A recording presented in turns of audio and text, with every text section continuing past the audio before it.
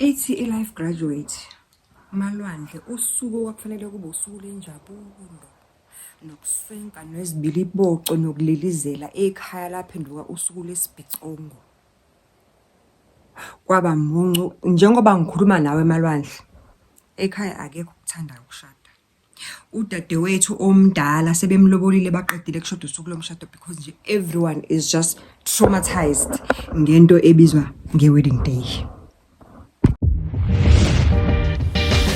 Hello, sanibonani Dumelang, igama uZandi, isibongo umfeka uMalwandle lo lwandle kalwela lwezibhekane zonihambela likude phezulu. It's a story time. It's a story time. Iyabhala i-life graduate. Ithi Malwandle ithi ngixoxele ukuthi kweza kanjani ukuthi usuku okwakufanele ngabe sasibahle siswenkile siconsa sidla izibili kuboco kumnandi kuculwa kumculo abantu bejabula kodwa laphenduka usuku lenyembezi. Uthi Malwandle before nje ngikubalisele indaba ende ngicela ukudwebela umbono ngefamily yasekhaya ukuthi siyifamily ekanjani. Ngalesikhathi sasidwebela umbono ke wena ngicela wenze kanje: subscribe, like, comment, share. Uma ukuthi umusha kule nkundla uyaqala ukungibona, welcome, this is your home. Welcome and welcome and welcome. Become a family member just by subscribing for free. Kodwa ke if you want to be a loyal member that supports the channel, you can become what we call a channel member by buying membership. Nje it's only 20 rands per month and help the channel grow. Kodwa ke okukhulu kunako konke ukuthi we are a family that respects each other. Mo comment asicela ucommente ungafaki inhlamba, don't attack the person. Make sure ukuthi ubeka umbono wakho ngendlela ephucuzekile nehlanzekile. Kanti ke izindaba zala ekhaya ziyakhulisa ziyafundisa. It's education all the way. Lalela. Ithi i-life graduate Malwandle. Thina ekhaya so 8 sesiphelele.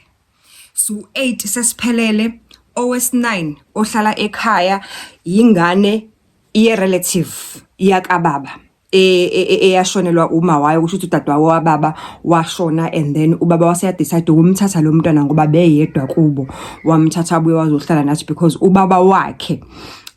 kusho ukuthi ingane kaanti wakhe ubaba wakhe ebese decide ukushada nomunye umfazi wasithi ubaba cha ingane kadadewabo ucela ukungayibukeli ihlupheka kungcono izokhulela ekhaya. Uthi ke Malwandle ke okusho ukuthi su9 kodwa mase siphelele su10 unumber 10 uThunjana wasekhaya omuhle owayemuhle eqande isibutubutwanyana. Ngiyacabanga ukuthi lo mntwana lo abazali bakhe baba amakhaladi because lo mntwana lo ithi ngikulandise ukuthi kuza kanjani ukuthi abe ngimbale ngithi wasekhaya. Uthi Malwandle lo mntwana lo ubhuti wami udokotela. Ubhuti wami ngabe udokotela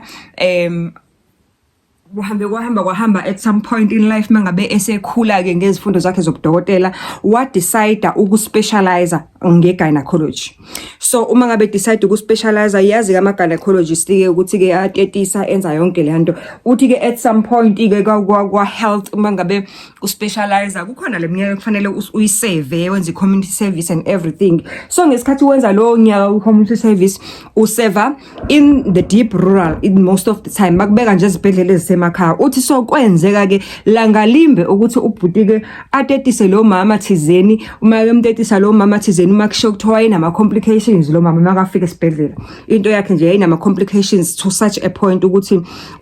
kwaze waphoqa ukuthi bamse etheater ke bamuse etheater lo mama lo makafika etheater ngebhadi ke akazange aphile. Ubhuti wase decide ukuyi-adopta lengane because yayisiselingene abani isibhedlela it tried by all means ukuthola close family members ukuthola umndeni ukuthola whoever that can come and claim lengane le. Kwacaca ukuthi hayi akekho umuntu oyiclaimayo lengane le and noma wayo ngesikhathi efika wayefike ehamba yedwa kuma close family members la ubhala khona next of kin what wayezibhalena nje wazibhala waziphindelela. Kwacaca ke ukuthi ubhuti njengoba ewudokotela is a single person. Uma usingle awukwazi ukuadopta noma ake ngithi akulula ukuthi uadopte uma usingle. So into ayenza ubhuti wafike waxoxa ekhaya ukuthi kunengane kanje wasichaza story Kwase kusho ukuthi ngoba uma wayeumuntu wayekhulele orphanage ubaba bahlangana naye nje esephumile orphanage bahlangana naye la bahlangana khona ke uma wagana emncane wagcina igane egcina ehlangana nobaba egana eshada ukuthi ekhaya ke sime kahle uma has always been a housewife ubaba refused ukuthi uma asebenze even though my na ama skills anawo awafundela nangesikhathi futhi bahlangana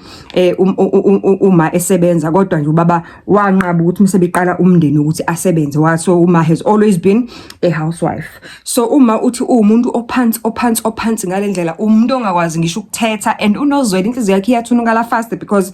I mean like ukhulele orphanage so nje umuntu ekhule ebona izinto ezibhlungu nezimbi so she's that kind of a person. So as a result ubhuti wami ize chama lokuqala lokugcina kodwa akave humble umntakama akeve ephansi ngomoya umntakama umfuzo wangamshinja uma ngazo zonke izindlela ongazicabanga. So ke uthi mangabe chaza ke i-life graduate esibhalele ithi ke isinqumo esaphuma ekhaya kwabo ukuthi the best thing to do for lo mntana loya ngoba ubhuti wayefuna ukum-adoptha as umntana wakhe but umthetho wongamvumeli ngoba besingle wasebevumelana ke uma nobaba ukuthi I know it's fine asim-adopthe lo mntwana uzoba umntwana wakho kodwa i-adoption process izokwenziwa yithina ngoba thina bazosiqualifyisa kalula because already we have a family no kunama rules and regulations mozo adopt umntana kune setup abayifunayo bafuna i-family setup ngoba basuke benenhloso ukuthi bafuna ukuthi umntana akhulele in a stable environment. Inhloso yabo nje enkulu kunayo yonke ukuthi umntwana basuke befuna ukuthi akhulele in a stable environment. So uthi ke wafika kanjalo ke lo mntana ekhaya wafika usawusana lusafakana manabukeni njengoba ngikhuluma nawe ngesikhathi kwenzeka lesigameko engizokubalisela ngaso malwandle lo mntana wayesena 6 years of age eseqale nje ngisho esikoleni sibutubutu esihle wombona nje uma wakhe it's either wayeinzalo yamakhaladi or kwakunegazanyana lobulungu wayebutubutu esasihle sasishaya ngezinwele ezinde ezilapha ya uthi ke malwandle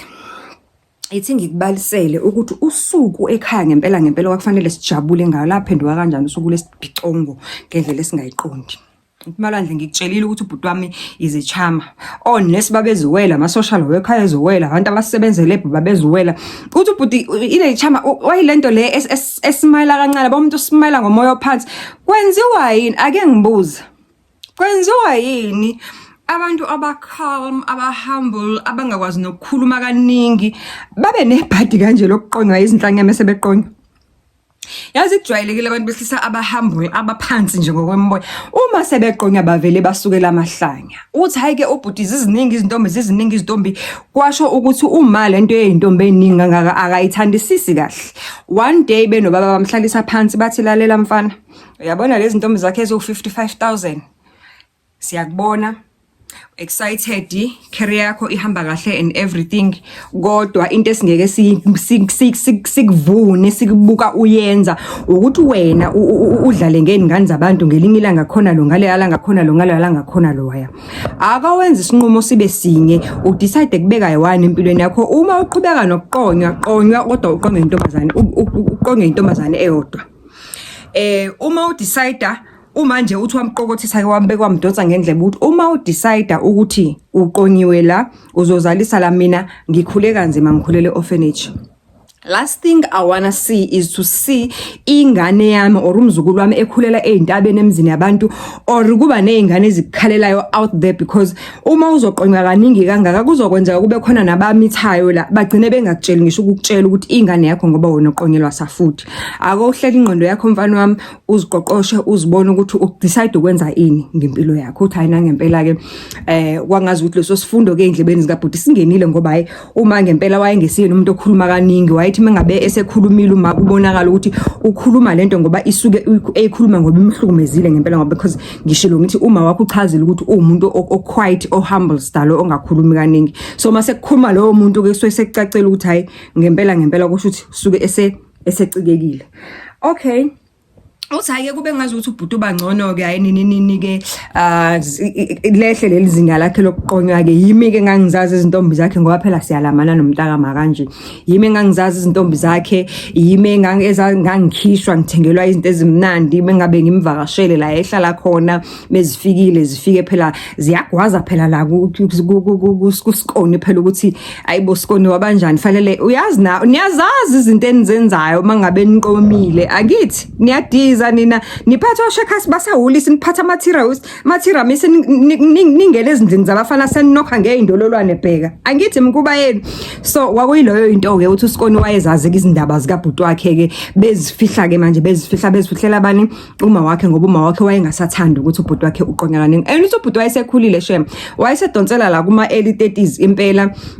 and uma wayehleze likhuluma ke ivangeli lase ebafaneni basekhaya ukuthi uyacela ukuthi umuntu mangabe sebona umuntu amthandayo akamthatha amshade akazifuna izintandane ezizokhulela ezintabeni zakwakhe izintandane zakwakhe ucela nje ukuthi baziqoqe bazilethekena noma bangaziletha bazikhulisele kodwa futhi at the same time ngeke akumele ukuthi bahambe bezalisa beshiya umuntu akadecide enza into eyi1 kucaca ukuthi wenzani ngempilo yakhe okay fine ukuthi ake sihambe ke isikhathi kube ngazi ukuthi ubhuti uyakhula kancane at some point ke ahlangane ke nalo sisi ke naye owayesamwe ko nursing profession ikhona into ayenza specialize kuyo uthi ayibathanda nalo sisi kube right kube nje kube mnandi kube nje up to a point whereby lo sisi waze wagcina introducer ekhaya ukuthi nje uyena introducer as a girlfriend at that time because phela noma wayiqoqa ukuthi siluthi ngiyakufuna nokubazi labantu benu uyabo kodwa ungangiletheli bonke abantu letha loyo oyedwa omazi ukuthi uyena lo obona ukuthi engazi ukuthi impilo izoya phambili naye uthi wa introducewa ke loyo ke Sikoni ke wafika kuSikoni uthi uSikoni ke futhi uSikoni waze an outspoken person akhulume ungqavu uthi ngaze ngazibuza ukuthi hey ubhuti lo muntu okhuluma kangaka umsuke ngapi ngoba lo muntu is a complete opposite of ubhuti is quite is humble, is a man of few words lo muntu okhulumela safuthi kanje umsukele kanjani kodwa ngathi hey angiphume endabeni zabantu ngoba ekugcineni kosuku kuthiwani opposites attract mhlambe they complement or they complete each other mhlawumbe I don't know kodwa as long as ethanda umuntu akamalo it's fine abaqhubeke bathandane angiphume ezindabeni zani zabantu abathandanayo uthi ake fast forward malwandle sihambe ke isikhathi uSikoni useyafika la ekhaya uyavakasha afika phathela uma izinto ezimnandi uthi ngishilo ke malwandle ukuthi uma naye is a humble person ongakhulumi kakhulu kodwa wawumbona nje ukuthi unako ukuthi hey ayicha iyakhuluma bo le ntombazane kodwa ke bengenandaba ngaphela waye umuntu owayengakhuluma izinto ezimbi ke wayesuke ezikhulumela nje ukuthi just an outspoken person onezindaba nje ongqavu style yabona le type yomalwandle nje ongqavu ekhulumayo nje vele nezindaba for days kusho ukuthi wayenjalo uSikoni ake sithini kusho ukuthi wayenjalo uSikoni uthi fast forward malwandle sihambe isikhathi uSikoni kuze kutholakala ukuthi uSikoni upregnant upregnant uSikoni maka pregnant uSikoni hey aphinde futhi umalikhulumele lavangela athi hey wesibani lalela ingane abantu nje baseyikhulelwe nje akucacisa ukuthi wenze njani ngoba ngasho kwena ukuthi anginayo ingane yala ekhaya mina ezoyemzini abantu iyobiza isibongo different esibongweni sala ekhaya awucacisa ukuthi ngale ngane abantu osoyimithisile wenze njani ngayo okay fine uthi hayi kube ngazi ukuthi into ecacayo ukuthi ngempela ubhuti ufuna ukwenzani ngoSikoni uthi izalwe ingane mayizalwe ingane hayi kube mnandi kube kuhle uthi kwaba kuhle nje a few years ingane izaliwe 2-3 years down the line ubhuti waqala wakhuluma iprocess yokuthi sefuna ukuyokulobola ukwenza zonke lezi zinto zakhona kodwa wathi ucela ukuqala ngokwenza into eright ukuthi ahlawule ingane wahamba kubhuti wahlawula ingane benza yonke lento waseyashoke nokuthi angeke agcine ngokuhlawula ingane makaqeda ukuhlawula ingane uzosuka lapho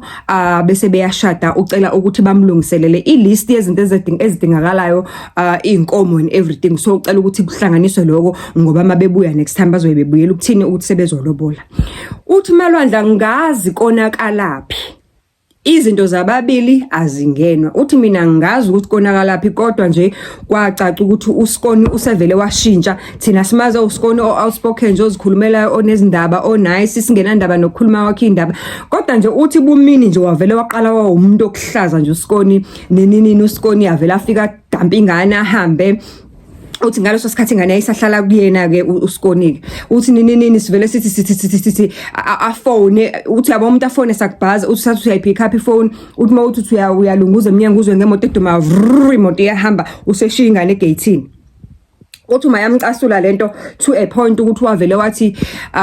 ubhuti akakame kancane ngendaba zamalobolo ucela ukuthi ngoba lengane vele ingane yabo kwakuyingane yentombazane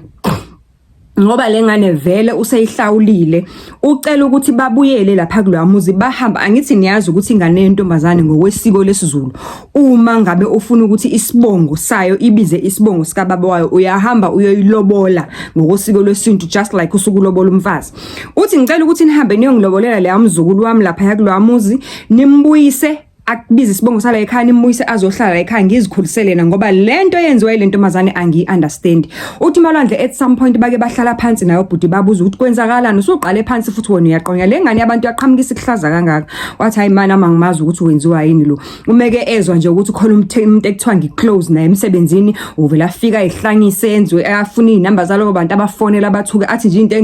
izinto azenzayo angiz-understand kodwa mina mangicela ukutshela nje iqiniso ukuthi mina sengayeke ukuqonya sengilungile njengoba ngasho ukuthi naye nginenhloso ezinhle ngaye ngangiqinisile uthi hayi ke uma wakhe avela athathe lo sinqumo beno baba ukuthi hayi baba again vele nihambe noyilobola le ngane ibuye ibiza isibongo sala ekhaya kuvele kucace nje ukuthi yala ekhaya namaphepha wayo ishintshe everything iqonde ngizikhulisele yona ngoba le mkhuba yalabo babili angifuni ukuyingena kakhulu ngoba vele lo mfana wami ngiyamazi vele ukuthi ebeqonya kakhulu so kunokwenza ukuthi le ngane yabantu ayihlangi ngoba ihlangisa nje mhlambe ikhona into emhlangisayo ngempela indaba zababili angifuni ukuzingena kodwa mina ngicela ukuvikela umzukulu wami uthi hayi ngempela ke liyenziwe ke lo process Malwandle iqedwe futhi lo process yabafast ngoba phela vele ubhuti ekhaya se right financially nobhuti naye akaswele kwathiwa 1 kwathi 2 bayibiza into abayibiza kuloyamuzi yalandwa ingane yahlawula ingane kwashintsha ama birth certificate yabuya ingane yazobiza isibongo sala ekhaya so ingane official sewuyala ekhaya ihlala la ekhaya ikhulela la ekhaya uma wamkhulula uma wayo ukuthi whatever happens mangabe ufuna ukuzobona ingane yakhe uvumelekile bana unayo ngisho ibedroom yakhe mangabe efile alala kuyona alihamba olala nengane yakhe ahlale nengane yakhe ngoba at that point in time hayi base behlukene nobhuti kucaca ukuthi hayi ubhuti uhlulekile ubuhlaza bakhe and ubhuti waze washo ukuthi lo umbambile ukuthi uzihlangisa kangaka nje uye oseqala imikhuba emisha ugijima nama Nigerians ngathi kune Nigerian ayesegijima nalo lalinezimali eziningi dayisa izidakamizwa ntontontoni so istory savela nje kwakuthi uhlangiswe iNigerian phakathi so kusho ukuthi kahle uhlangiswe isoft life yabantu laba iNigerian lela limnikeza imali yeziyobisi uthi kangangokuthi at some point Malwandle wayengasayivakasheli nje singane wayejwayele ukuyivakashela ifonele uthi kwahamba waye kuvakasha wahamba waye uyifonela so ingane ithe mayihlaphuka nje ingqondo iba ko 3 4 5 ibisi angicabanga ukuthi bisamkhumbula ngoba wayeyigcina incane yonke le process engikhuluma ngayo yayenzeka le ngane before iba na 2 ngoba yahlawula incane izelwe yusana olubovu kutheme ngabe beqala ke a couple of months down the line beqala belwa 2 years down the line ubhuti wenza wayihlawula wakhipha yonke lanto yakhisha kwashintshwa amaphepha yabuya ingane yazohlala ekhaya so uthi angikhumbula nokuthi yayimkhumbula kahle unini ukuthi wayenjani mayengaqhamuka at that time ngikhuluma nawe nje lengane engikhuluma ngayo le kabhuti eyayi adoptiwe yayina 6 and le yakhe yayina 4 okusho ukuthi ubhuti technically unengane ezo2 amantombazana la zombili lezi ngane zihlala la ekhaya okay fine ke sihambe ke isikhathi impilo iyaqhubeka ngeke phela silinde umuntu ohlangiswe izimali zeziyobisi zamadilaki zikuloko kuncengwana nalo muntu lasho neculo lathi uyokuncengwa unyoko sihamba nabahambayo uthi hayi kubhuti aqhubeke nempilo ahambe nabahambayo nini ahlangane nomunye umuntu wesifazane who is in a complete different field lo sisi lo way civil engineer isebenzela another company apparently bajwayelana ngokuthi wayemanelo ke fika esibhedlela khona i construction worker babefanele bayenze so lo sisi manje fika bagcina bethandana ke kusho ukuthi babonana kanjalo bagcina bethandana ke uthi bathandane ke lo sisi nalo bhuti uthi ke lapho ke lo sisi ke lo engikhuluma ngayo Malwandle kwakuyingilosi yenkosi she was such a sweet nice person naye masilandelela istory sakhe engazi ukuthi naye akakhuliswa ngabazali bakhe ngathi ke yena wakhulela efoster home as a result nje she was a sweet person wavele nje wafika wablenda quickly kwifamily yasekhaya enkulu bamthanda ekhaya nomama wamthanda yonke into yayinhle ya right futhi wayengagcini ngokuthandwa ekhaya wayethanda izingane zikaBhuti lezi ezimbili azificile la ekhaya uthi wayezithanda kungazi ukuthi ezakhe lezi zingane zazithi mezihleli naye uzibona ukuthi zihappy ngalendlela uthi ke ileyo situation ke emalwandle ke bayathandana labantu and everything uthi ayike this time around uBhuti akazange athunywe ke kuloko uBhuti inhliziyo yakhe yamtshela nje yathi nanga umfazi uthi hayi nangempela ke sezwe nje uBhuti sebiza abazali secela imeeting nabazali ukuthi ufuna ukushada uzibani kwathini ubonile ukuthi umntana ophilayo kanjani uthi hayi injabulo yayisekhaya amalwandle kwakumnandi uthi futhi yonke into yakhona yenzeka fast ngalendlela kwathi nje waqeda walobola awubukho amavenue nini and lapho ke uthi babechaze kahle ukuthi abawufuni umshado wesilungu bafuna ukuthi bayobhala bakwenza umshado wesintu and then the following day beqeda ukwenza umshado wesintu bese beyobhala okusho ukuthi lo day lo babezobhala kumfundisi before babe angisho yazi ukuthi abafundisi they've got all these things ngabanye bayashada nangobusuku so umfundisi wayezofika ekseni after usuku lo kusumgcaco and then ababhalise and then bese kuqhubeka umcimbi wokwaba uthi akumnandi uthi so obviously ke uskoni wami njengoba akhulela efoster home bengenaye umuntu bengesiyena umuntu onabazali bengesiyena umuntu onefamily enkulu akesisho kanjalo because lo foster family yakhe apparently kwasekusele umama wakhona engazuthi foster family le kwakwabelungu kwasekusele umama wakhona kwathi ubaba wakhona makashona bahambe South Africa and then uma wakhona wa decide ke ukuthi uya overseas and makaya overseas vele uskoni bekase ka right empilweni esefundile se right sesebenza so from time to time mengabe echaza ukuthi ahambe ayobavakashela ke lokho nje neEngland la behlala khona nini mekafuna ukubavakashela uyahamba abavakashela and nini noma wakhe lo foster mother mengabe ufuna ukuza kena azomvakashela naye bekade fika azomvakashela so okuwukuthi ke lo muntu akanayo family izinto zesizulu eziningi njengokulobola nani uthi kwenziwa amalwandle angifuni ukuqamba amanga angikho sho ukuthi kwenziwa kanjani because ikhona kona iprocess eyenziwe nokulobola phakathi and uma wakhe lo omlungu wayekhona bamchazela ukuthi kuzokwenzeka kanje kwenzeka kanje okusho ukuthi kwalotsholwa kena ke angikho sho ngoba phela mina ngimncane kunoBhuti so into zabantu abadala lezi kodwa ngiyacabanga amalwandle ukuthi mhlambe into eyenzeka balobola kuye uma wakhe lo foster home ngoba uma sechaza uskoni later mengabe ukuthi yonke lo mali yashiwe ekhaya bamnikeza yona yonke bathi akalungiselela umshado anyway ngibavele noma wakhe lo foster mother wakhe lo bengesiyena umuntu bathi xayekela imali so ke she had to hire a wedding planner and everything ngezinye izinto wayelekelelwa abangani bakhe okunye kwayelekelelwa yimina ngoba phela ngisi sikhuluma ngomuntu ongena dade wabo la sikhuluma ngomuntu ongena family close family members and sikhuluma ngomuntu orelaye with family so ngesikhathi yothenga nje izinto zasekhaya into zokwaba namacansi okunye wayekubuza kumina waphela khumbula lo muntu ukhuliswa abelungu isinto akasazi na kahle okunye wayekubuza kumina okunye kubuza ebantwini asebenza nabo okunye kubuza kuma friends so kuyisimo nje sikanjalo uthi sihambe ke isikhathi malwandle sihambe isikhathi malwandle nje sihamba fast futhi yonke lento yenzeka fast nje lafika usuku lomshado uthi thema ngabe sekusondelela amaviki ke la ukuthi uzofika usuku lomshado noma wakhe lo wase Foster Ntontontoni seflyela ufikile and uma wanqaba ukuthi lo mama lo ayolala ehotel wathi nje ucela ukuthi ngoba usewomndeni excuse me already usewomndeni ucela ukuthi akhululeke vele ekhaya ke mkhulu umuzi wasekhaya sina indawo accommodate ama guests wasinje akakhululeke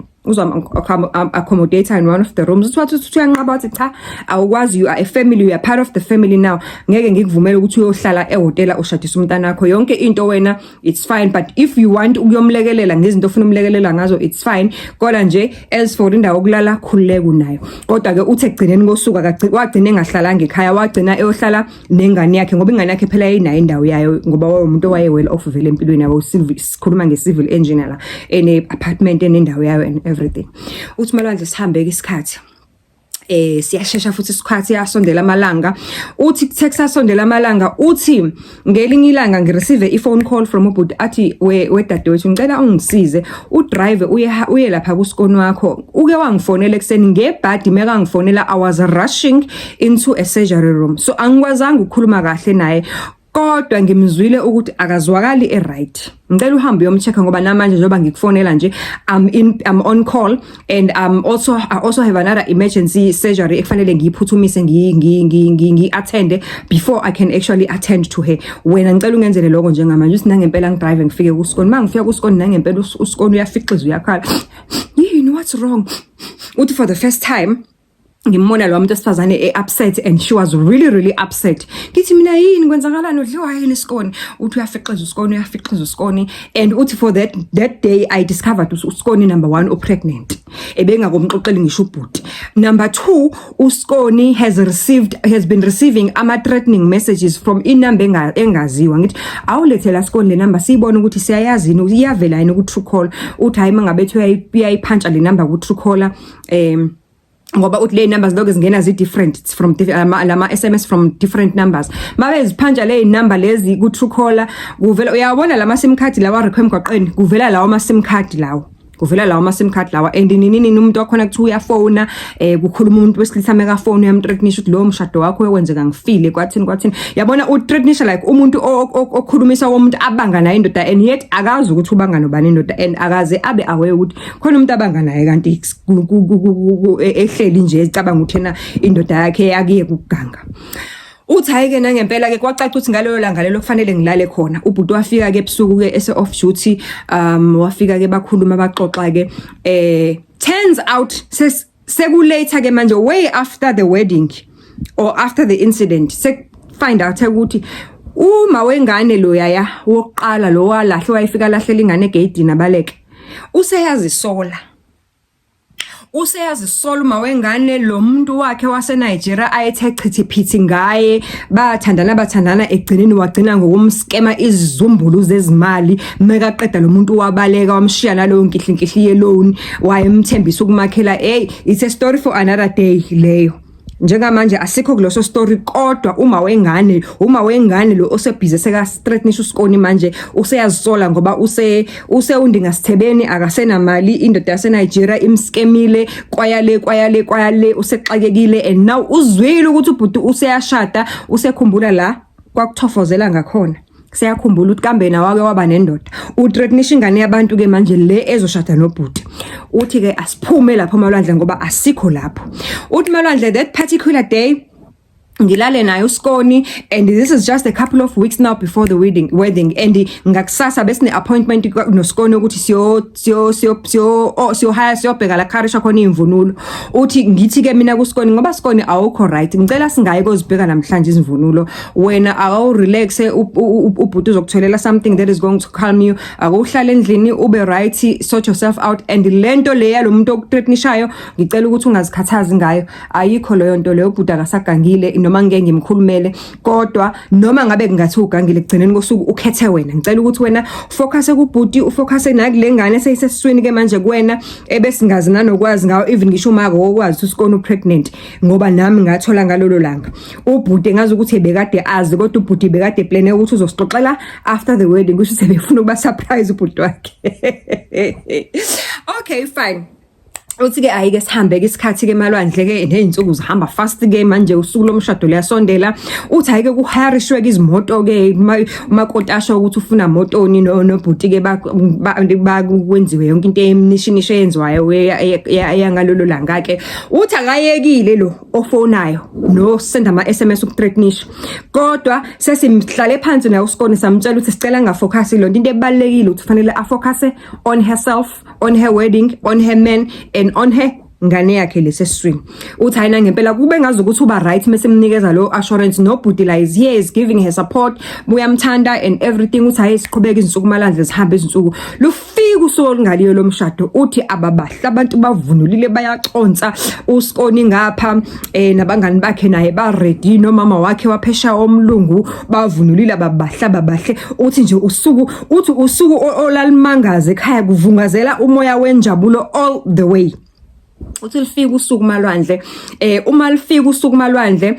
lo othreatenisha ngithi akayekile ukuthreatenisha athreatenisha kuthiwa ngosuku lomshado ke manje sekusuka sekufanele kusuke imoto ngoba apparently abantu ababeceliwe ukuthi bazoqasha abangani babhudi ababeceliwe ukuthi bazodriver lezi le convoy yale imoto eziqashiwe bazithatha collect izimoto airport baqede bayozideliver ekhaya nabo babezolala ekhaya kuukuthi iplani bovuka ekseni sonke sihambe siyele and then oyedwa wabo kwakufanele athathe imoto eyodwa ayihambisele uSkoni le. Okay, ayihambisele uSkoni le ayolanda uSkoni noma wabo. So le kwakuzosuka imoto ezu3 okusuthi kwakuyimoto emise umakoti, imoto enabamisi bamamakoti, kube imoto eyizosuka ekhaya eyizothatha uSkoni and then bese kuzoba imoto eyizothwala uSkoni kanye noma wakhe.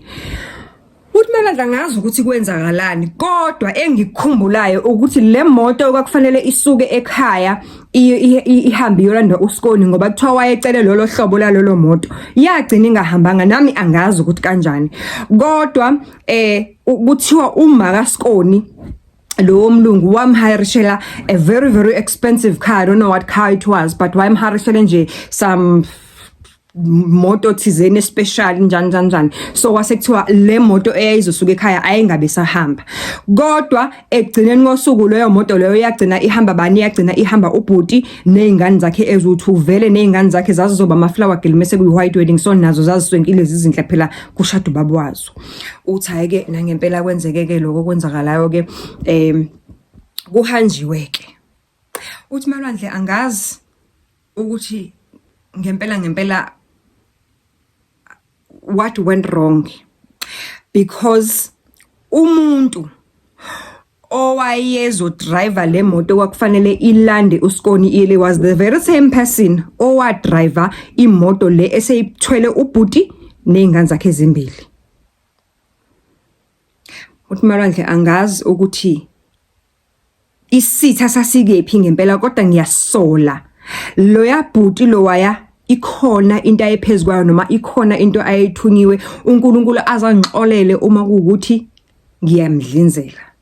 Uthi Malwandle lifika usuku lomshado lingaliyo ke kuyalilizelwe ekseni ke kuyahanjiwa kiwe enkundleni ke enkundleni shuthi inkundla engazi ukuthi apparently kwakuyindawo ene hall bese kuba ground outside ngoba angisikhumbula umgcaco lo umshado wesintu sofanele wenziwe in an open space. Uthi ke kuya driver ke manje kuyiwa la kuzokwenza khona umgcaco I setup and everything ilapho and then the rest of izinkomo lezi ezihlinziwe nani yabona lenyama yesizulu kuzobuyiwa late kuzodlelwa ekhaya kodwa all the formalities were going to take place next to that hall elala bezocacela khona. Uthi ayina ngempela zisuka izimoto ke yabona ke lo maculo esizulu uboyigcina lentanda kumnandi zisuke izimoto. Uthi ngitexte njalo ngifona lo Skoni mina uSkoni angifonela athi Skoni ngicela uphuthume uze ngapha. Uthi ngithi mangiphuthuma ke ngiya ngapha ke kuSkoni ke angitshela umuntu ukuthi uSkoni uyangidinga. Uthi Skoni ngicela uphuthume ngapha ngiyakudinga usizo lwakho ukuthi nangempela ngidrive shwi ngingatshela umuntu ukuthi uSkoni uyangidinga. Ngihambe mangifika uSkoni uyafiqiza uyakhala kekho right ngikhombisa ifoni ngithi mina kodwa nkosi yami Skoni ngishilo nje kuwena ukuthi ngicela ungamnaki lo muntu usaqala phansi ke manje sageza ubuso buka Skoni uqala phansi ke manje fanele simlungisa afake imakeup kabusha ngoba nanga umuntu umile and uyamsongela uthi namhlanje elamanqamo namuhla inamuhla kuzocaca ukuthi le ndoda izoshada nobani kodwa kusalayo yena njengoba ethi uyoshada nale ndoda azazibone ukuthi uzoshada nendoda noma uzoshada nebhoyiso. Uthi hey le message ibe deep nami ngihlangisa ikhanda. Uthi hayi ngicabange kaningi manje ngicabange kaningi. I'm trying to make sense of these messages because kade eqalile. Uthi hayi man ibuye ingqondo yami munye kuphela umuntu ongenza lokuhlanya engikubona la kulama message. Uthi hayi kuvele kubuye uma wengane hayi man uma wengane lo wenza lento. Uma wengane uyathanda uma wengane uthi lapho ngisenayo inamba yakhe ngaphela ngithi ingane yakhe ihlala ekhaya uthi ngivele ngidonsa ucingo ngimfonela uthi ngithi lalela la you are not going to do that not now not today ngiyazi ngimncane kunawe ngoko age ngimncane kunobhuti and angaze ngizingene indaba zeni kodwa njengamanje ngiyadinga ukuthi ngizingene ngoba wena engazi ukuthi you've overstepped your mark and ngicela ukukutshela lo rubbish owenzayo uzoqala ukugcina manje uthi Malwandle wakwafihla yini ukuthi uyena wake wafihla yini ukuthi uyena uthi ye uyalazi uhlanya malivele likujwayela uhlanya uthi we wahlanya umuntu efonini waqeqebuka umuntu efonini wakhuluma umuntu efonini uthi wakhuluma ngaze ngalivala ucingo esonge thini ayikho into ekhulumayo wena wazi lutho you don't know anything about the relationship yami nobhuti wakho kwathini usala ubhuti wakho indoda yami futhi mangabe mina kanjani ngaza shade nomunye umuntu ubhuti wakho mina ngisaphila hey uthi wakhuluma umuntu ngaze ngaduba ngayivala ifoni ngabona ukuthi hayi la ngikhuluma nohlanya vele no wanda ubhuti wayishiya lento kanti nje uthi ngalivala ucingo uthi ngangamtshela ubhuti ukuthi kwenzakalani uthi Malwandle I don't know what happened I really don't know what happened kodwa ngabona udriver owayezohamba le moto kufanele ihambe noSikoni efika nayo leyo moto waziswapa izimoto wathatha le moto le ekwakuthiwa iharishelwe uSikoni eharishelwe uma wakhe wathatha yona wayisa yona ekhaya wafike wathi ubhuti ucela ukuthi uSikoni ahambe ngale moto mind ukubhizi kuyaphithizela akekho umuntu onesikhathi sokuthi uma ngabe kufika umuntu ezosho something abe nesikhathi sokuverify ukuthi lento ayikhulumayo ikhona and because remember this is somebody who is a friend who's trusted by ubhuti ukuthi njengoba eceliwe ukuthi enze lo msebenzi because usho uyazi ukuthi is a friend is a good friend uthenjiwe uthi ayina ngempela angabi khona inakayo futhi leyo nto noma kaSikoni angabuza ukuthi hawu ngaharisha ingane yami imoto expensive and then jikijiki namlethelenge ngoba kwakunento yokuthi umkhwenyana wakhe lo osho kanje ukuthi ucela ukuthi kuswape izimoto le moto le ebekade kuvele kufanele ahambe yona ngayo lo bhuti eseyile kufanele ibuyize ngapha uthi zagcina ziswapa izimoto ngaleyo ndlela yakhe uthi ayina ngempela qaleke umshado ke ba drive abantu beze ke andike lo uya driver go driver le moto ay driver uthi futhi again Malwandle angazi ukuthi kwenzakalani endleleni futhi again kuphinde kuswapa imoto uthi lento yokuswapa kwemoto igcine ingwarisha ukuthi why lokhu kuswapa imoto kaninga and mina ngaso sikhathi sengibuyile kuSikoni ngoba vele I'm not supposed to be that side sengibuyile sengidrive ngaphinde ngabuya ngoba uthi kwakungesikho kude la uSikoni ayihlala khona nalabo ehlala la kubo kukhona so kusho ukuthi nje kwakuyise matter of ukuthi indawo uSikoni uhlala edolobheni ibona asibekise ngokuthi mhlawumbe bona baselokishini or bona basemakhaya kodwa indawo local uthi awu again futhi ngithi ngiyabona jikijiki seziswapiwe futhi izimoto again uSikoni sebemphindisele enye imoto and sekubuyise uthi yazi lento yokuswapa imoto izigcina ukhathaza umoya wami ukuthi kumayelana nani lo bhuta lokho eswapa imoto kanje ngalendlela kuloke kunesiphithiphithi sokwehla kwenyuka ukuswapa kwemoto and lapho nje bebusy ehla enyuka eswapa imoto everybody is listening to him and bonke abantu bayam-understand bayamvuma lento ayishoyo and kufanele ngabe kuyahanjwa kahle kodwa sibhizi silalelene naye silindene naye emanelo ebheka le nale eswapa izimoto uthi ekugcineni agcine iswapile ke imoto ngalendlela aziswapa ngayo ekugcineni kuze kugcine khanjiwe ke athi hayi seku right sesingahamba hayi ke sihambe ke at ba drive endleleni uthi kuthe mangabe sebezofika okay kusho uSikoni bafike eqali endaweni yomshado but uSikoni nje wabefike eqali abakwazi ukwehla emotweni umkhwenyane engakofika ngithi isinto siso njalo manicaca ukuthi mangabe nishada umshado wesiZulu awukwazi ukuthi ufike umakoti akafiki aqale esigcawini kufanele qale kufika umuntu wesilisa aqale esigcawini apparently kunendlela umakoti angeniswa ngayo esigcawini angiyazi ke nama ngizange ngawushada umshado wesintu kodwa usho njalo ke ulife graduate osibhalela uthi ayina ngempela ke bafika uSikoni bahlale Malwandle uthi mind you usakhumbula ukuthi ngithela obhude bekabhizi ehlenyiwe eswapa imoto up to a point sigcine sekungasekho into yokuthi hayi bekuthiwe le kufanele yenze njani kwagcina sekunento yokuthi isikhathi siyahamba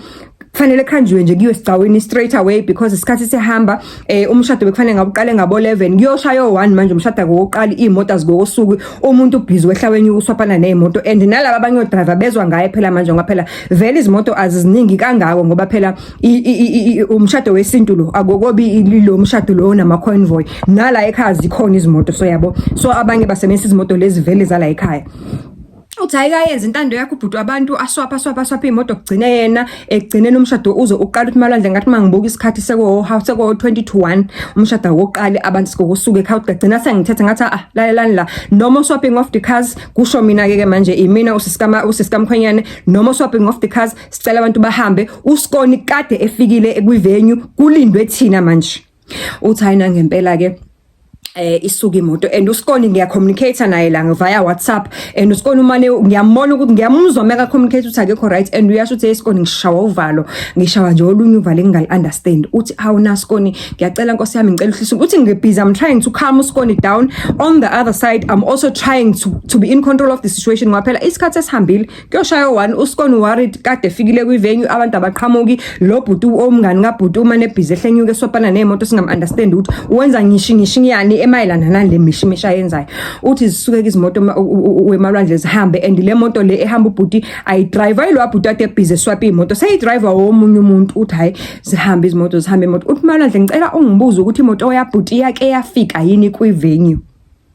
yake yafika yini imoto kaBhuti kwivenue ngoba lo bhuti owayeyidrayiva uthi kwaqhamuka inkomo angayazanga ukuthi ayiqhamuka phela ukuthi lenkomo yayiqhamuka yayihamba igijima ingena phakathi emgwaqweni uthe usabhekele ukuthi inkomo yavele yalwa yaqonda ngqo emotweni kuthiwa yaphenduka imoto kabili kathathu cabanga ubhuti emotweni yakhe uhamba yena nezingane zakhe ezimbili lengane yakhe yokuqala adoptee under igama lika mano baba kodwa ngomthetho vele eyakhe angithi nale yakhe ezalwa ulokhunjana uma wengane lo bhizo threatenishayo uthi malwandle le yamoto yakhe ngqa yaphenduka kabili uthi malwandle yaphenduka kabili vo kuleyo moto wasinda udriver kuphela kuleyo moto malwandle kwasinda udriver kuphela uthi nje ubhuti wayegaxele kanje kwisise ngaphambili and funny enough wayengabukeke limele kodwa igazi laliphuma ngamakhala nezingane lezi eziseceleni kwakhe le enye intombazane angiyazi ukuthi iyayifakwe yini ngaphansi kwesithi kusho ukuthi mhlawumbe imoto mayiphenduka kodwa nje yadonswa ngaphansi kwesithi yayingenami yocingenala lutho kodwa ishonile nale enye eyingane kaBhuti intombazane adoptiwe nayo same thing yayishonile ingane uthi ke manje sekunenkinga ukuthi ubani ozohamba aye kwivenue ayotshela uSikoni ukuthi sekwenzeke iaccident and not just the accident kuphela bashonile abantu on the spot and everybody can see ukuthi it's horrible because iambulance uthi kuthiwa yashesha ukufika ngalendlela within minutes and khumbula ukuthi uBhuti lo vele naye udokotela and abangani ba some of the friends abakhona la bawo dokotela so nje bathi mebefika kwi accident scene bafike bambona ukuthi ushonile but kwakunzima ukuthi basho ukuthi ushonile kodwa bayitshela ifamily ukuthi hayi useshonile kodwa for the sake of the protocol let us wait for the ambulance and do the protocol and amaveni yamaphoyisa so that they can declare them dead on the scene kodwa bashonile bonke bobathathu labantu the only person osindile nje owayebukeke dizzy it was the driver of the car. There was the only person owathathwa wafaka kwi-ambulance wasiwesibhedlela but uBhuti nezingane zakhe zombili bashona right there and there on the scene. Now inkinga malwandle ubani ozoyotshela uSikoni ukuthi kushoniwe umkhwenyana wakhe sevele washona uthi malwandle angilazi usizo olunjeya uthi uma wavele waqhuleka same time ubaba wakungazi ukuthi ingqondo ihambile uyabona mina ngavele ingqondo yami icabanga le yangane yabantu vele ebeyiseloku ithreatenishwa and vele ene stress kwayimanje ukuthi uthi malwandle ngavele ngahlala phansi and ingqondo yami yangitshela into A1 ukuthi uyabona la I have to be strong uma uqulekile ubaba ingqondo ihambile I have to be strong and do something about this I don't know what but I have to do something and if there is one person who can be able to break the news kuSikoni njengamanje it's me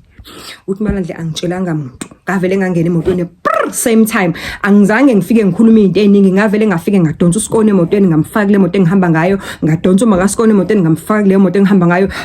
back to the scene uthi malwandle yazi ukuthi sathi masifika kwiscene uSikoni wayibamba indoda yakhe wayibheka lapho seyimboziwe ngoplastic sekukhona namaphoyisa aceliwe ukuthi akalinde ngoba kufanele uSikoni at least azibonele yonke into because usuku lomshado lolu osoliphendula inhlekelele nje uthi wafika wayambula uplastic uSikoni wayibuka indoda yakhe inhle thu uSikoni wavele wacela iduku wacela amanzi wamsula wamclean igazi umuntu wavele wamuhluka ngazo sakaza limala akazabe nalutho makaqeda ukumsula umclean igazi waphinde wamboza uplastic wathi kulungile abamthatha bahambe naye kwangeniwe endlini kwahlalwa phansi kwakhuluma manje kwenziwa kanjani makunje uthi bakhuluma abantu abadala bathi ngokwesiko lesintu kuye kuthiwe umshado awuhlehliswa kodwa uma ngabe kunje abazi ukuthi kufanele kwenziwe njani uthi hayi bakhuluma baphikisana uthi lapho into engimangaza nengizisa ubuhlungu nawo ukuthi uSkoni could not even shed a single tear. Remember lo muntu ebeloko ekhaliswa ama-threats ama-calls. Now sekwenzeka inhlekelele nje akasakhali akasashedi not even a single tear. Uthi yangithusa lento yangizisa ubuhlungu ukuthi why engakhali, why strong kanje. Uthi Malwandle izwi elaphuma egcineni uthiwa nje bathi abantu sebekhuluma baphikisana baqeda wathi ngisacela ukukhuluma abantu abadala. Ngicela ukusho ukuthi namhlanje usuku lami lomshado and namhlanje mina ngizoshada. Namhlanje kuzoshona usuku la namhlanje mina sengimuMessi sizibani. Uthi babhekana abantu abadala endlini hayibo into ezothiwanikele. Abaningi babecabanga ukuthi ukhulunyiswa kusangana basuka odokotela abangani babhuti abawodokotela baphuthuma emakhemesi bayothenga omakhalmethi bayothenga ini kwathi wayakalale kancane she needs to rest. Wathi angilala ngifune kulala kumele ngabe singayi by this time kumele ngabe sengigidile esicaweni nomyeni wami ngaqeda kumele ngabe abantu bayadla bathokozela umshado and nina nihlelela ningimoshela isikhathi mina ngifuna ukuyoshada. Thiwa nje wathi ningimoshela isikhathi mina ngifuna ukuyoshada nomyeni wami. Yini inkinga yenu nomona ningithanda ningifisela into enhle? Yini inkinga yenu? Mina ngicela ukuyoshada mina. Hey abantu abadala bangqumuza ngamakhanda. Thiwa wathi nje mina ngicela ukuyoshada uthe wesuka lapho wasuka mangeenyawo wathi ngithe ngicela ukuyoshada. Suku lami lomshado lolu. Uthi hayi abantu abadala bakhulu babaze bavumelana kwathiwa kwavele kwakhonjwa mina kwathiwa uzomela umela ubhuti wakho ngoba wena omlamayo laba abanye bancane kunaye.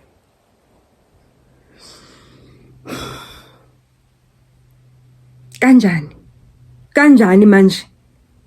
Uthi kwathiwa nje kuzomela uyomela ubhuti wakho. Uthi ngaqala phansi ke ngashintsha lento engizigqokile waphela sengimaxhefilili kade ngehla ngenyuka ngibamba nabantu abalimele ngaqala phansi ngashintsha ke manje omunye wabamisi kabhuti banginikeza ibheshu bashintsha banginikeza ibheshu ngagqoka kwahanjiwa kuye emshadweni. Uthi Malwandle into eyayigidwa uSkoni esigcawini into eyayigidwa uSkoni esigcawini nomkhonto wakhe wesintu wayegida aza ashukule aza hey uthi angiyazi into eyayigidwa yilo umuntu wesifazane. Kodwa ekugcineni kosuku sashada lashonila ngeUMessi sibani kodwa Malwandle okubuhlungu kunako konke the following week wabalandela. The following week uSkoni wavele kwavuka nje ethulile engakaza akhale ngaza shade ngisho eli1 iconsi lonyembezi ukuthi ushonelwe indoda. The following week le kwakusekufanele ngabe sibangcwaba ngayo ke manje naye elakhe ibhokisi nengane yayisesiswini lali lapho okusho ukuthi ekhaya salahlekelwa izidumbu ezu5 1 ubhuti 2 ingane yakhe le ayale yantombazane 3 ingane yabhuti le adopted 4 ile ngane ebeyingakazalwa plus uSkoni. Uthi Malwandle sithe sisabheke lokho ukuthi hayibo sisakhaliswa yiloko sakhala wafika uma wengane ndiza ezodemand isidumbu sengane yakhe. Uthi ngamconfront abantu abadala bathi cha myeke lo ikarma lizomthola. Uthi ngamconfront kodwa abantu abadala bamkhamisha dami uthi demand isidumbu sengane kwaliwa thiwa lengane yala ekhaya wayifuna ukuyingcwaba lela ufuna ukuyingcwaba thiwa empringana uma wengane ubona kahle ukuthi usangene izinto zakhe ziphambene whatever lo abehlangene naye lento abayenzile ayisebenzanga manje ukuthi isebenza ngendlela wrong I don't know kanjani ngoba ngokubuka kwami lo amswapo wezimoto lo ubhizi wenziwa yilo waya kusho ukuthi wayehlangene la ikhona into abayenza in one of the cars ekwakufanele igcine ihambe uSkoni kodwa leyo moto yangahamba uSkoni yagcina ihambe bani ubhuti and hence ubhuti wafa nezingane zakhe kwakufanele kahle mangibuka ngokubuka kwaMalwandle wafanele kufe uSkoni. Uthi khathi yazi yakhohlakala intombazane uthi yafika ekhaya isangane ihamba namaphoyisa isangane demand ingane athi amaphoyisa uthi athi amaphoyisa semlethile ngoba bekade kufanele silandele umthetho kodwa egcineni kosuku njengoba nichaza nje abantu abadala ukuthi ingane yala ekhaya yahlawula yalotshola vele kufanele ingcwetshele la ekhaya kodwa ke sekushiyeke kunini ukuthi niyamvumela yini ukuthi ayithathe noma cha thiwa ke bamvumela wayithatha ingane wahamba nayo. Wafika wayingcwaba ingane ke naye ngendlela yakhe lengale. Uthi Malwandle sacabanga ukuthi drama iphelile kanti drama is about to begin. Uthi waphinde wabuya futhi umuntu a week after engcwaba ingane yakhe sehlanya ruke manje still usasifuna ingane yakhe sathi hayibo Wena uthe ingane yakho mos wayifuna ingane yakho wahamba wayoyingcaba. Lalela Malwandle, umuntu kuthiwa wayengalali ingane yakhe iyampokela imfuna ubaba wayo. Ingane thiwa ifika ilive iyampokela ifuna ubaba wayo, okuyiproof ke manje ukuthi ngempela uye owayenze lokwakhohlakala ukuthi kuze kugcine kufa ubhuti nezingane zakhe instead of uSikoni. Kahle wayefuna ukubulala uSikoni, kanti kuzogcina kufa induku zakhe zomphendukela, kufa ingane yakhe, kufa ingane kabhuti, kufe nalendoda ayicabanga ukuthi wayelwela. Uthi kuthiwa wafika umuntu ebringana ehamba ngephendo noBrian ngagqokile esuyashiselwa kanti ebika izinto eziningi, kuhamba ekhumula ingubo, egijima ilandela abantu ngemuva behambe bembathisa ngamathawula. Uthi ubhizi ufuna ingane yakhe yampokela ifuna ukuze ekhaya kubo. Kwacaca ukuthi hayike mengabe ingane ithi yakupokela ifuna ukuze ekhaya kubo, usho kufanele yangane uhambe uyoyigubha wena la ingcwetshwe khona. Fanele uhambe uyoyigubha wena la ingcwetshwe khona, uyibuyise izongcwetshwe ekhaya kubo, izongcwetshwe eduze kwababayo, ngoba imikhuba yakho yonke le, angithi imikhuba yakho awujabuli yini mase kunje. Kuthiwa yena ngempela yenziwa iprocess ke kuthiwa yini exhumerate kwisidumbu, yenziwa iprocess kwayenziwa wahamba. Kwathiwa uzoyenza wena yonke futhi lonto thina singeni. Nangempela kuthiwa kulozo zinsuku lezo eza leyo nto wangazi ukuthi uright ekhanda ngazuphilile. Waphila for the couple of days, wahamba wayolokhunja wasigubha isidumbu, wasithola imvume, wasigubha isidumbu, yabuya ingane yaqala phansi yazongcwatshwa kabusha ngapha ekhaya. Kuthiwa akuphelanga u5 days ingane ingcwatshiwe ngapha ekhaya, wazihenga gone. Uthi Malwandle, njengoba ngikhuluma nawe nje ngikutshele mina ekhaya akekho umuntu okuthanda ukushada, because thina ekhaya umshado wasihambisela ngedumbu ezu5. Usisi wami ulotsholiwe uqediwe, ozemva wami usisi wami ulotsholiwe uqedile, kodwa akalifuna usuku lomshado. Uthe uzobhala enkantolo kuphele kanjalo, mhlambe boshada one day after 10 whatever years, I don't know. Kodwa nje ngendlela ekhaya akingekho ngakhona umuntu excited. Besithi mesithi siyayikhuluma lento mavela aquleka hayize kunyuko BP kunyuko ushukela kunyuke yonke into. As a result icounseling esayihamba kwakuloke kushiya ukuthi the only thing ezosenza ukuthi siphole ukuthi sikhulume ngayo lento. But uphola kanjani Malwandle? Uphola kanjani ulahlekelwe abantu bathandayo bonke, umndeni wonke lo thina wasilahlekela? Ubhuti wahamba nengane yakhe engakozalwa, ubhuti wahamba nengane yakhe seyizaliwe, ubhuti wahamba nengane yakhe ayi-adopta beyithanda ngenhliziyo yakhe yonke, bekade ibiza ngomafungwase wakhe. Uphola kanjani Malwandle? Nami sengithatha inqubo isibini ngathi ake ngiyikhulume la kule channel yakho, ngoba ngiyabona ukuthi ziningi izindaba ziyakhulunywa. Mhlawumbe ukhona odlule esimweni esifana nesami ozokathi meka commenta down below, acommente into ezongenza ngidlule kulesimo. Kodwa Malwandle, lento yenzeka 8 years ago kodwa akudluli, kubhlungu inhliziyo yami njalo mengicabanga le nto. Angiphili, ngiyaphila njengoba ngiyahamba phela, angiphili. Izithombe zonke sazishutha noSikoni ngalelo langa lelo edemand ukushada, ngimele ubhuti, ngazishisa zonke ngazifaka emlulweni, because I could not stand to have any memory that has to do with that day, because okwenzeka ngalela langa angikwazi ukuthi kwakubizwa ngani. Kodwa ke okuhle ukuthi abenzi bobubi bajeza futhi bavela obala. Singenzanga lutho thina siyifamily, wazivelela obala nje umuntu kwaphela ngaye. Asisho ukuthi kuhle ukuthi wafa, kodwa nje ngoba sithi hayi iqiniso lazivela lona, laziveza lona, lazihlalela obala. Kunzima. Asihlangane kwelandelayo.